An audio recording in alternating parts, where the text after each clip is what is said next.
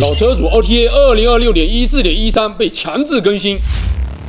Hardware 3.0 的車主很多停在地庫，沒有連上 WiFi， 被強制下載了 2026.14.13 的車機版本。然後呢，車內被提示夜間可以更新這個 OTA 版本。這是什麼情況呢？按照以往的經驗，一般是特斯拉要迎來修復重大 bug 的 OTA。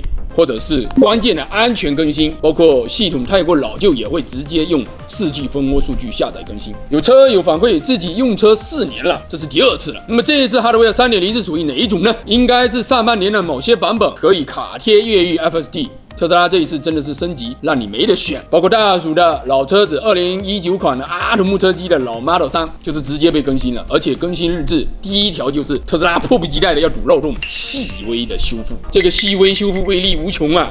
直接把卡貼應該的入口給封死了。另外，這次 Hardware 3.0 和 AI4 按照自家硬件區分更新，也是為了單獨審核 FSD。那麼未來 Hardware 3.0 所有的車子就是為了單獨審核這個 FSD V14 Lite 版本，而滿血版FSD V14 就是留給 AI4 了，真的是一箭双雕啊！估計過段時間 AI4 的 OTA 升級也是這麼幹：第一，單獨更新 FSD， 另外把這個卡貼的漏洞直接給封死。那麼國內那些卡貼 FSD 估計要一夜之間被全部強制升級了，除非你拔卡不聯網，那就沒辦法升級了。那我們等等看吧。另外就是你們的老車子有沒有被強制更新呢？評論區交流起來。我是大叔，peace。